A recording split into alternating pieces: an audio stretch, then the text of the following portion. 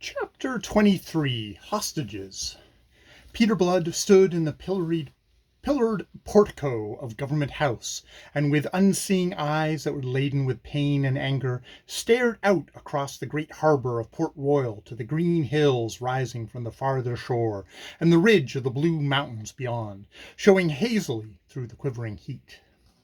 He was aroused by the return of the negro, who had gone to announce him, and following now this slave, he made his way through the house to the wide piazza behind it, in whose shade Colonel Bishop and my Lord Julian Wade took what little air there was. "So you've come," the deputy governor hailed him, and followed the greeting by a series of grunts of vague but apparently ill-humoured import. He did not trouble to rise, not even when Lord Julian, obeying the instincts of finer breeding, set him the example. From under the scowling brows, the wealthy Barbados planter considered his sometime slave, who, hat in hand, leaning lightly upon his long beribboned cane, revealed nothing in his countenance of the anger which was being steadily nourished by this cavalier reception. At last, with scowling brow and in self-sufficient tones, Colonel Bishop delivered himself. "I have sent for you, Captain Blood, because of certain news that has just reached me. I am informed that yesterday evening a frigate left the harbour, having on board your associate Wolverston, and 100 men of the 150 that were serving under you. His lordship and I shall be glad to have your explanation of how you came to permit that departure." "Permit?" quoth Blood. "I ordered it." The answer left Bishop speechless for a moment. Then, "You ordered it?" he said in accents of unbelief, whilst Lord Julian raised his eyebrows. "Swounds, perhaps you'd better explain yourself. Whither has Wolverston gone?" To Tortuga. He's gone with a message to the officers commanding the other 4 ships of the fleet that is awaiting me there, telling them what's happened and why they are no longer to expect me." Bishop's great face seemed to swell and its high colour to deepen. He swung to Lord Julian. "You hear that, my lord? Deliberately he has let Wolverston loose upon the seas again. Wolverston, the worst of all that gang of pirates after him. I hope your lordship begins at last to perceive the folly of granting the king's commission to such a man as this against all my counsels. Why, this thing it's just mutiny, treason. By God, it's a matter for a court-martial." "Will you cease your blathering of mutiny and treason and court-martials?" Blood put on his hat and sat down unbidden. "I have sent Wolverston to inform Hagthorpe and Christian and Uberville and the rest of my lads that they're one clear month in which to follow my example, quit piracy, and get back to their boucans or their logwood, or else sail out of the Caribbean Sea. That's what I've done." "But the men," his lordship interposed in his level, cultured voice. "This 100 men that Wolverston has taken with him." "They are those of my crew who have no taste for King James's service, and have preferred to seek work of other kinds. It was in our compact, my lord, that there should be no constraining of my men." "I don't remember it," said his lordship with sincerity. Blood looked at him in surprise. Then he shrugged. "Faith, I'm not to blame for your lordship's poor memory. I'll say that it was so, and I don't lie. I've never found it necessary. In any case, you couldn't have supposed that I should consent to anything different." And then the deputy governor exploded. "You have given those damned rascals in Tortuga this warning so that they may escape. This is what you have done. That is how you abuse the commission that has saved your own neck." Peter Blood considered him steadily, his face impassive. "I will remind you," he said at last, very quietly, "that the object in view was, leaving out accounts of your own appetites which, as everyone knows, are just those of a hangman, to rid the Caribbean of buccaneers. Now I've taken the most effective way of accomplishing that object. The knowledge that I've entered the king's service should in itself go far towards disbanding the fleet, of which I was until lately the admiral." "I see," sneered the deputy governor malevolently. "And if it does not?" "It will be time enough to consider what else is to be done." Lord Julian forestalled a fresh outburst on the part of Bishop. "It is possible," he said, "that my Lord Sunderland will be satisfied, provided that the solution is such as you promise." It was a courteous, conciliatory speech, urged by friendliness towards Blood and understanding of the difficult position in which the buccaneer found himself. His lordship was disposed to take his stand upon the letter of his instructions. Therefore he now held out a friendly hand to help him over the latest and most difficult obstacle which Blood himself had enabled Bishop to place in the way of his redemption. Unfortunately, the last person from whom Peter Blood desired assistance at that moment was this young nobleman, whom he regarded with the jaundiced eyes of jealousy. "Anyway," he answered with a suggestion of defiance, and more than the suggestion of a sneer, "it is most that ye should expect from me, and certainly it's the most you'll get." His lordship frowned and dabbed his lips with a handkerchief. "I don't think I quite like the way you put it. Indeed, upon reflection, Captain Blood, I'm not sure that I do." I'm sorry for that. So I am," said Blood impudently. "But there it is. I am not on that account concerned to modify it." His lordship's pale eyes opened a little wider. Languidly, he raised his eyebrows. "Ah," he said, "you're a prodigiously uncivil fellow. You disappoint me, sir. I'd formed the notion that you might be a gentleman." "And that's not your lordship's only mistake," Bishop cut in.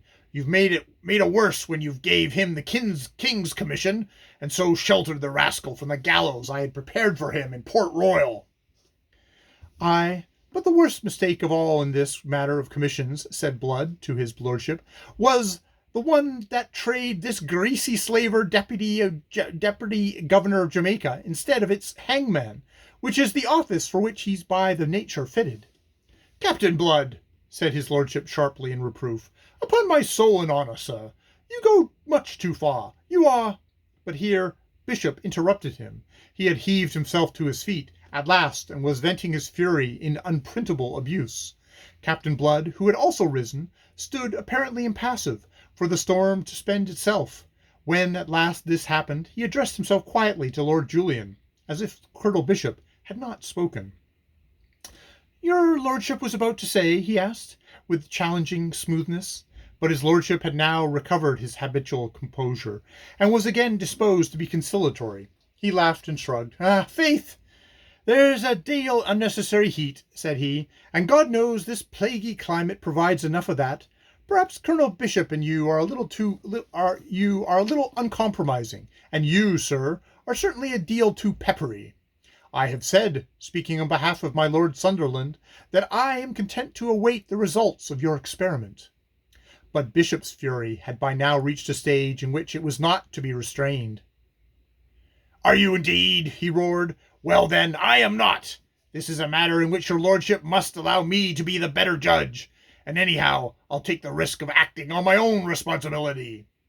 Lord Julian abandoned the struggle. He smiled wearily, shrugged, and waved a hand in implied resignation. The deputy governor stormed on. "Since my lord here has given you a commission, I can't regularly deal with you out of hand for piracy as you deserve, but you shall answer before a court-martial for your action in the matter of Wolverston, and take the consequences." "I see," said Blood. "Now we come to it. It's yourself as deputy governor will preside over that same court-martial, so that you can wipe off old scores by hanging me. It's a little ye care how you do it." He laughed and added, "Primotus primotusen." "What shall that mean?" "What shall that mean?" quoth Lord Julian sharply. "I'd imagined that your lordship would have had some education." He was at pains, you see, to be provocative. "It's not the literal meaning I am asking, sir," said Lord Julian with frosty dignity. "I want to know what you desired me to understand." "I'll leave your lordship guessing," said Blood, "and I'll be wishing you both a very good day." He swept off his feathered hat and made a leg very elegantly. "Before you go," said Bishop, "and to save you from any idle rashness, I'll tell you that the harbour master and the commandant have their orders. You don't leave Port Royal, my fine gallows bird. Damme, I mean to provide you with permanent moorings here in Execution Dock." Peter Blood stiffened, and his vivid blue eyes stabbed the bloated face of his enemy. He passed his long cane into his left hand, and with his right negligently into the breast of his doublet. He swung to Lord Julian, who was thoughtfully frowning. Your lordship, I think, promised me immunity from this. What I may have promised, said his lordship, your own conduct makes it difficult to perform. He rose. You did me a service, Captain Blood, and I hoped that we might be friends. But since you prefer to have it otherwise? He shrugged and waved a hand towards the deputy governor. Blood completed the sentence in his own way. You mean that you haven't the strength of character to resist the urgings of a bully? He was apparently at his ease and actually smiling. Well, as I said before, premios premutus. I'm afraid that you're no scholar, Bishop, or you'd know what that means forewarned, forearmed. Forewarned? Ha! Bishop almost snarled. The warning comes a little late. You do not leave this house. He took a step in the direction of the doorway and raised his voice. Ho there! He was beginning to call. Then, with a sudden audible catch in his breath, he stopped short. Captain Blood's right hand had re-emerged from the breast of his doublet, bringing with it a long pistol with silver mountings, richly chased, which he levelled within a foot of the deputy governor's head. And forearmed, he said. Don't stir from where you are, my lord, or there may be an accident. And my lord, who had been moving to Bishop's assistance, stood instantly arrested. Chapfallen, with much of his high colour suddenly departed, the deputy governor was swaying on unsteady legs. Peter Blood considered him with a grimness that increased his panic. I marvel that I don't pistol you without more ado, ye fat blackguard. If I don't, it's for the same reason that once before I gave ye your own life when it was forfeit. You're not aware of that reason, to be sure, but it may comfort ye to know that it exists. At the same time, I'll warn ye not to put too heavy a strain on my generosity, which resides at the moment in my trigger finger. Ye mean to hang me, and since that's the worst that can happen to me anyways, you'll realize that I'll not boggle at increasing the account by spilling your nasty blood. He cast his cane from him, thus disengaging his left hand. Be good enough to give me your arm, Colonel Bishop. Come. Man, your arm. Under the compulsion of that sharp tone, those resolute eyes, and that gleaming pistol, Bishop obeyed without demur. His recent foul volubility was stemmed. He could not trust himself to speak. Captain Blood tucked his left arm through the deputy governor's proffered right. Then he thrust his own right hand with its pistol back into the breast of his doublet. Though invisible, it's aiming at ye none the less, and I give you my word of honour that I'll shoot ye dead upon the very least provocation, whether that provocation is yours or another's. You'll bear that in mind, Lord Julian, and now you've a greasy handman, step out as brisk and lively as you can, and behave as naturally as ye may, or it's the black stream of Coctus ye'll be contemplating. Arm in arm they passed through the house and down the garden, where Arabella lingered, awaiting Peter Blood's return. Consideration of his parting words had brought her first turmoil of mind, then a clear perception of what might be indeed the truth of the death of Levasseur. She perceived that the particular inference drawn from it might similarly have been drawn from Blood's deliverance of Mary Traill. When a man so risks his life for a woman, the rest is easily assumed, for the men who will take such risks without hope of personal gain are few.